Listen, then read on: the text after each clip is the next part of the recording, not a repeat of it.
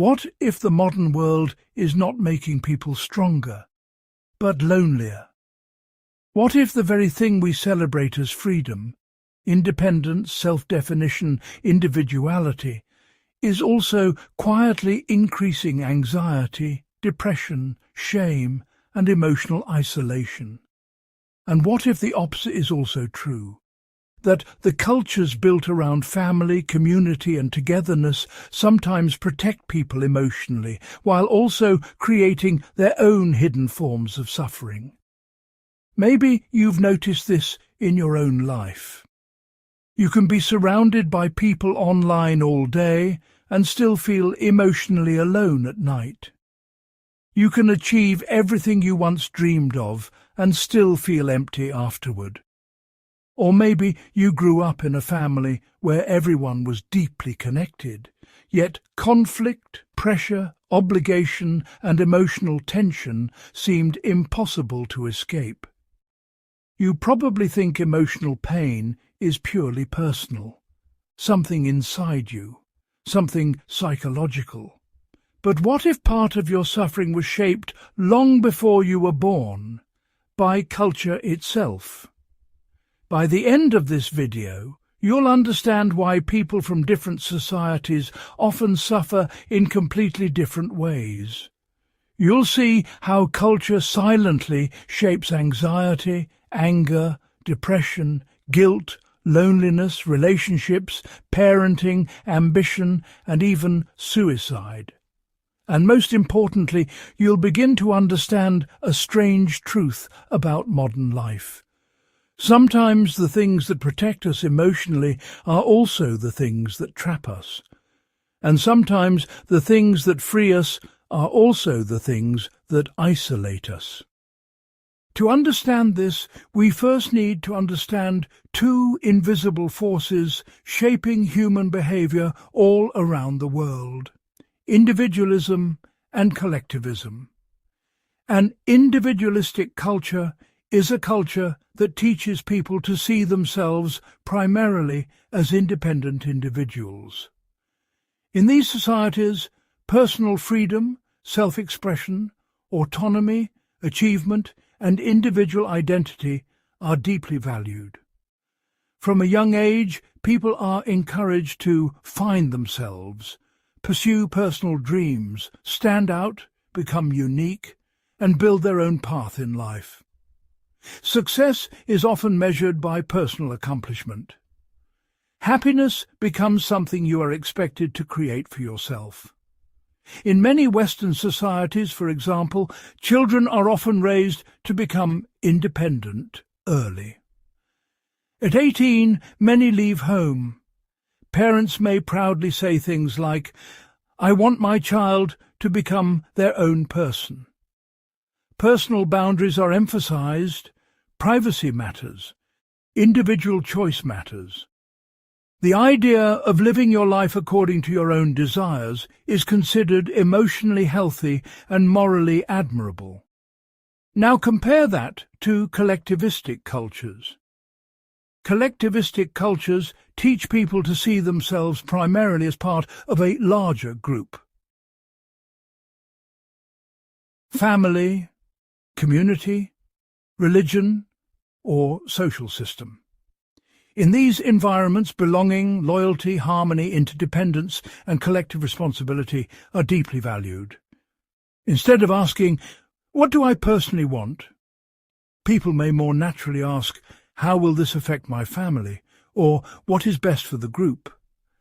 Identity becomes relational rather than purely individual. A child in a collectivistic environment may grow up living close to extended family for decades.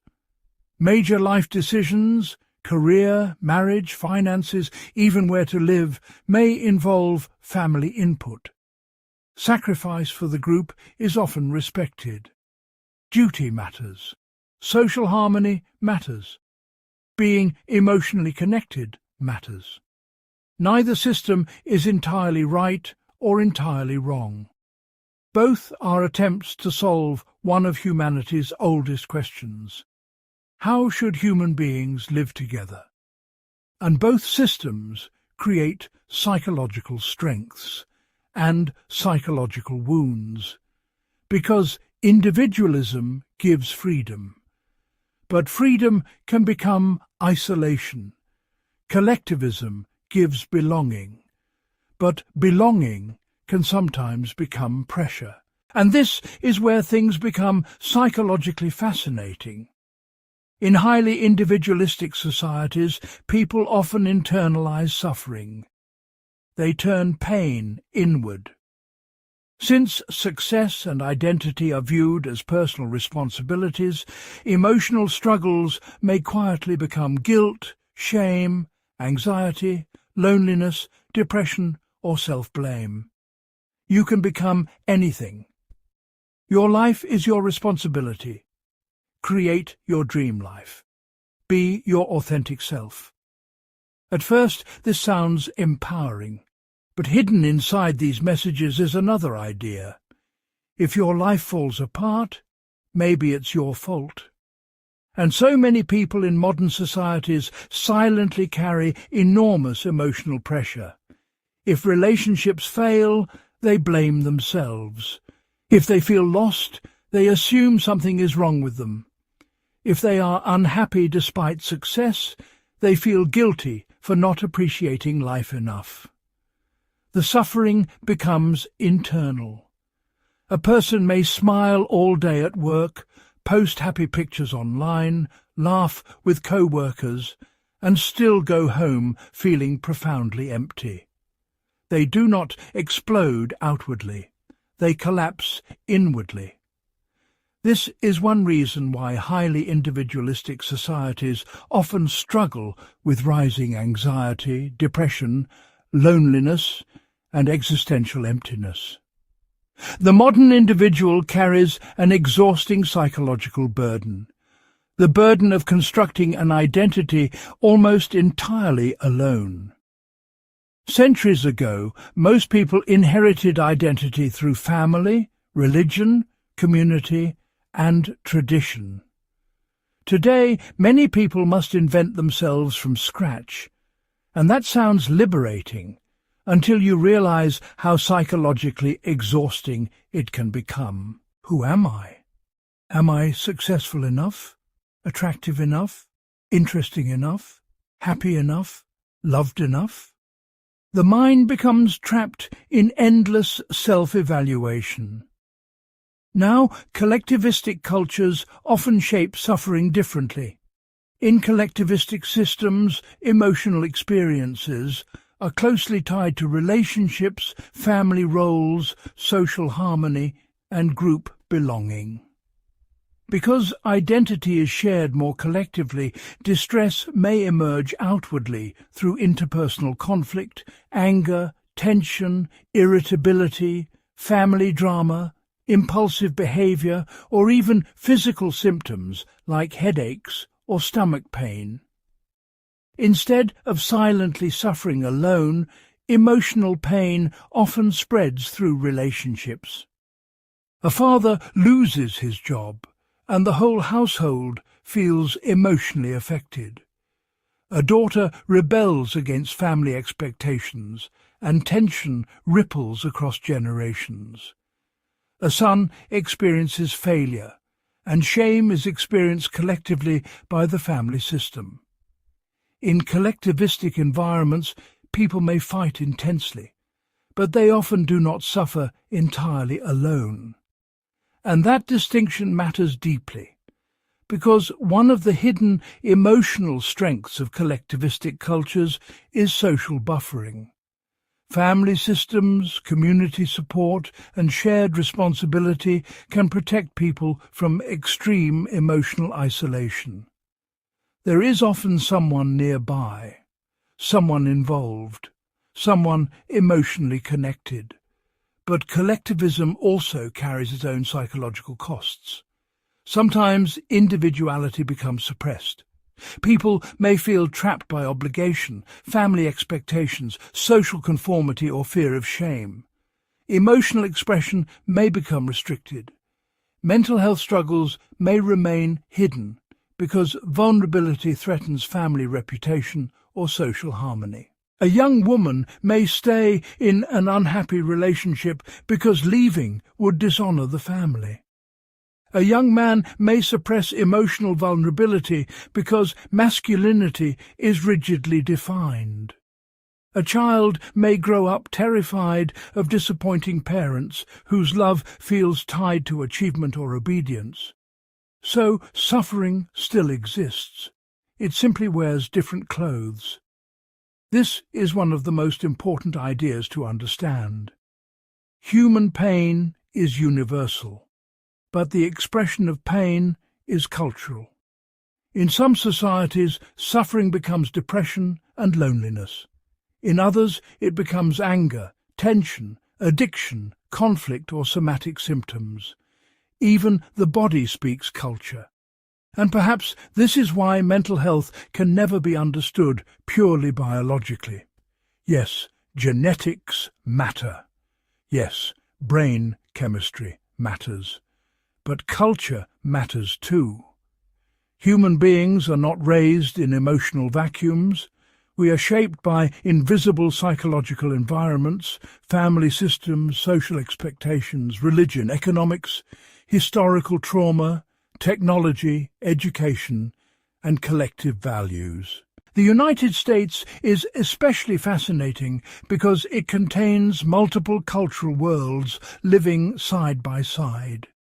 Some families operate with deeply collectivistic values rooted in interdependence and loyalty. Others operate with highly individualistic values emphasizing autonomy and personal freedom. This creates emotional tension across generations all the time. A daughter raised in a collectivistic immigrant household may crave independence while simultaneously feeling crushing guilt for what isolement. A son raised in extreme individualism may achieve career success yet experience profound loneliness and emotional disconnection. And often both sides feel misunderstood. Parents may think, "Why are you pulling away from family?" Children may think, "Why don't you understand my need for individuality?" Neither side is completely wrong. They are simply operating from different psychological maps of what a healthy life looks like. And maybe this is the deeper truth beneath modern mental health struggles.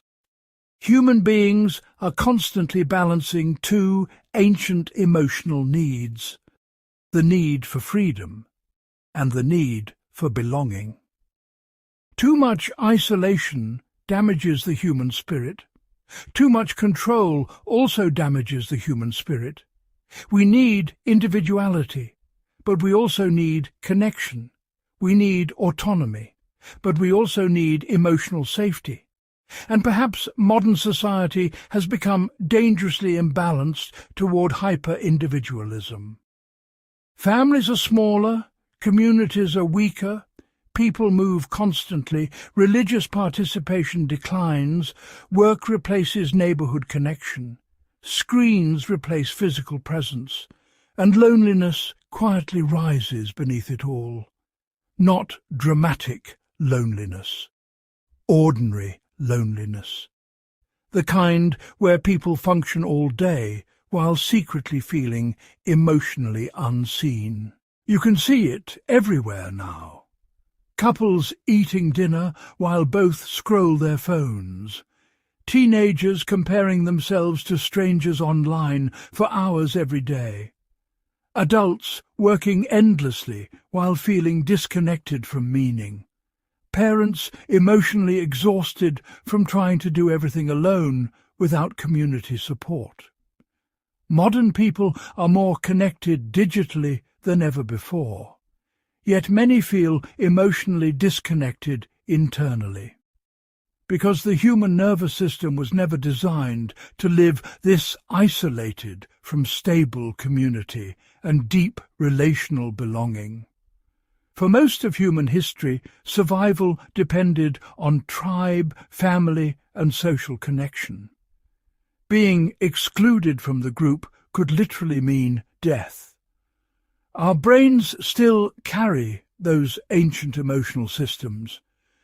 This is why rejection hurts physically, why loneliness feels unbearable, why abandonment creates panic, why human beings crave belonging so deeply. We are biologically social creatures trying to survive inside increasingly fragmented modern systems. And social media intensifies this even further, because now identity itself becomes performance. People no longer simply live life, they curate life, brand life, display life. The modern individual becomes both the actor and the audience, and eventually many people become exhausted from constantly managing how they appear to others. There's a reason so many people feel emotionally tired even when nothing terrible is happening. Their nervous systems are trapped in endless comparison, self-monitoring, performance, and evaluation. Am I attractive enough? Successful enough? Interesting enough? Happy enough? The mind turns inward relentlessly. And this is why understanding culture matters so much psychologically. Because once you realize that people are shaped by invisible cultural worlds, you stop assuming everyone experiences life the same way you do. You begin understanding why one person expresses pain through silence, while another expresses it through anger. Why one family avoids emotional confrontation while another openly explodes. Why some individuals fear dependence while others fear separation. Why some people see therapy as healing while others experience shame around it. People are not simply individuals, they are emotional ecosystems shaped across generations. A person may carry the survival fears of immigrant parents, the emotional silence of grandparents, the pressure of achievement culture, the loneliness of modern capitalism, the emotional rules of religion, the wounds of childhood attachment, all inside one nervous system, and suddenly human behavior becomes more understandable. The angry person may actually be deeply hurt. The perfectionist may secretly feel unworthy. The emotionally numb person may simply be exhausted from surviving. Everyone is adapting to something. This realization changes the way you see people. You stop asking only what is wrong with them, and begin asking what shaped them.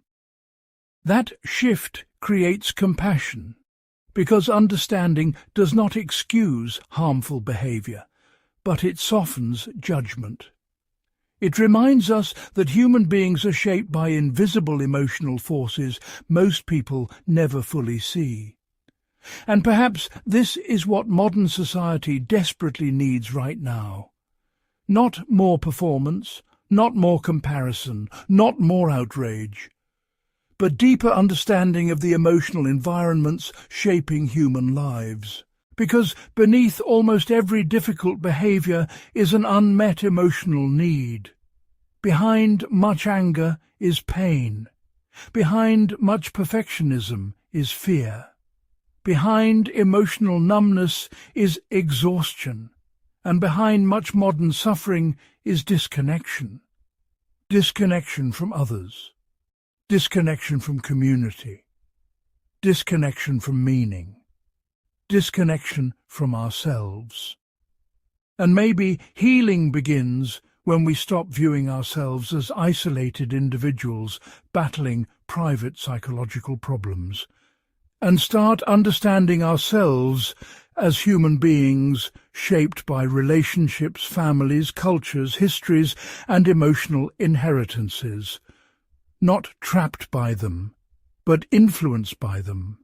Because culture is powerful, but awareness is powerful too. And maybe the healthiest future is not choosing between individualism and collectivism entirely. Maybe the goal is integration, to become an individual without becoming isolated, to belong to others without losing yourself, to build a life where freedom exists alongside connection, where achievement does not replace belonging, where vulnerability is not weakness, where people can be themselves without being alone. Because in the end, perhaps the healthiest societies are not the ones that produce the most successful individuals, but the ones that allow human beings to feel both free and emotionally held at the same time. So after this video ends, maybe ask yourself something simple. When was the last time you felt truly connected? Not entertained, not distracted, not admired. Connected. When was the last time you felt emotionally safe enough to stop performing? Because maybe healing begins there, not in becoming a perfect individual, but in remembering that human beings were never meant to carry life entirely alone.